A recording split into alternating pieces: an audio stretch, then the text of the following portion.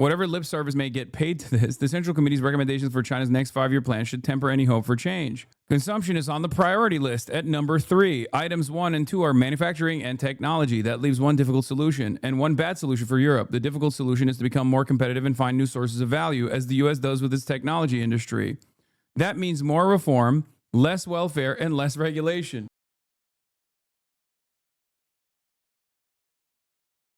Times is an honest outlet on China. Yeah.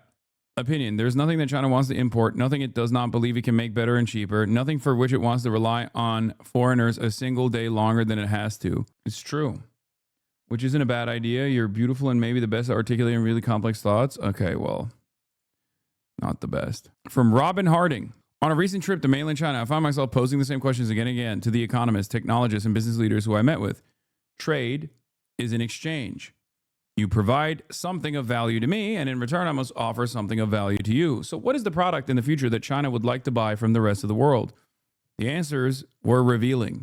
A few said soybeans and iron ore before realizing this was not much help to a European. Some observed that Louis Vuitton handbags are popular and then went on to talk about the export prospects for fast-rising Chinese luxury brands.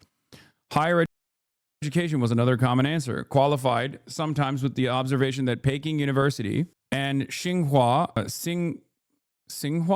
are harder to get into and more academically rigorous than anything on offer in the West. Several of the economists who had perhaps pondered the issue already jumped ahead to a different point altogether. This, they said, is why you should let Chinese companies set up factories in Europe. It's a train of thought that gives away the real answer to the question, which is nothing. There is nothing that China wants to import, nothing it does not believe it can make better and cheaper, nothing for which it wants to rely on foreigners a single day longer than it has to. For now, to be sure, China is still a customer. I only watched Hasan through clip channels for years. It's only after I met Hasan in China that I started watching on Twitch. That's crazy. Nothing for which it wants to rely on foreigners a single day longer than it has to. For now, to be sure, China is still a customer for semiconductors, software, commercial aircraft, and the most sophisticated kinds of production machinery. Commercial aircraft is also an area that they're trying to build out at this moment. Tsinghua. Okay, TS. And the most sophisticated kinds of production machinery, but is a customer like a resident doctor is a student. China is developing all of these goods. Soon it will make them and export them itself. Well, how can you blame us? The comments are agreeing on China's desire for self-sufficiency. When you see how the U.S. uses export controls as a weapon to contain us and keep us down, you need to understand the deep sense of insecurity that China feels. That is reasonable enough, and blame does not come into it. But it leads to the following point, which I put to my interlocutors and put to you now. If China does not want to buy anything from us in trade, then how can we trade with China? This is not a threat, but a simple statement of fact. Workers in Europe, Japan, South Korea, and the U.S. need jobs. We do not want our economic development to go in the reverse. And even if we did not care, without exports, we will eventually run out of ways to pay China for our imports. In a different context, Beijing policymakers do recognize this. They worry about a devaluation or default on the mountain of dollar assets China has already accepted. The drag on the rest of the world was well illustrated when Goldman Sachs recently upgraded forecasts for the size of China's economy in 2035. Normally, a growth upgrade in any country benefits all others. There's more demand, more consumption, more opportunity. Yet in this case, the extra Chinese growth comes from exports, taking markets from other countries. Germany will suffer the most, according to Goldman, with a drag of around 0.3 percentage points on its growth over the next few years. I think America will also suffer greatly as well. So how should China's partners respond to its explicit intention not to trade with them as equals? To its mercantilist determination to sell, but not to buy? The only good solutions lie with Beijing. It could take action to overcome deflation in its own economy, to remove structural barriers to domestic consumption, to let its exchange rate appreciate, and to halt the billions in subsidies and loans it directs towards industry. That is crazy. The answer to the solution, become more capitalist. Please, why won't you do free market? Why won't you do freer markets? Because remember, everything that they're talking about here, everything that is being mentioned in this article, America does as well, okay? We have subsidies. It's just how we deploy those subsidies and how much control we have over the deployment of those subsidies and what we demand in return for said subsidies is not the same as China. That's the problem. I think the rest of the Western liberal capitalist world is coming to terms with the fact that they cannot out-meet in a meet-off a centrally planned economy.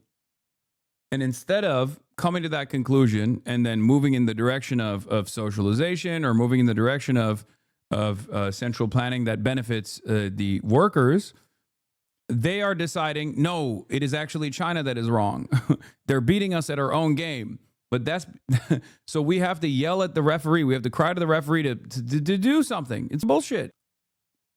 That would be good for the Chinese people too, whose living standards are sacrificed to make the country more competitive. Oh my God. Oh my God. But outsiders have been requesting as much for decades. Whatever lip service may get paid to this, the Central Committee's recommendations for China's next 5-year plan should temper any hope for change. Consumption is on the priority list at number 3. Items 1 and 2 are manufacturing and technology. That leaves one difficult solution and one bad solution for Europe. The difficult solution is to become more competitive and find new sources of value, as the U.S. does with its technology industry.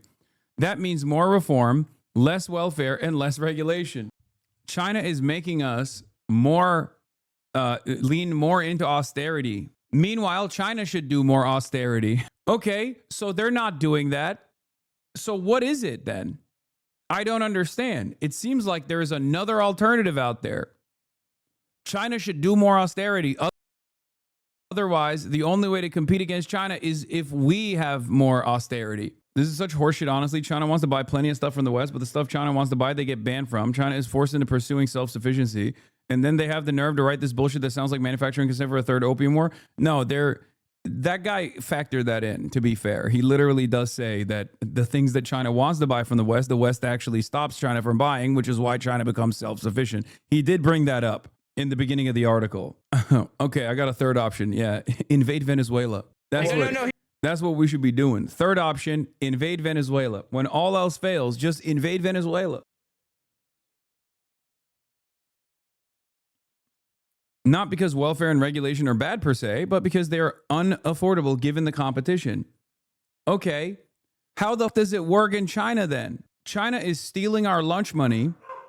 Okay, but also the only way to defeat China is by doing the opposite, like continuing in the reverse trajectory of China. Even that, however, will not be enough in a world where China offers everything cheaply for export and has no appetite for imports itself.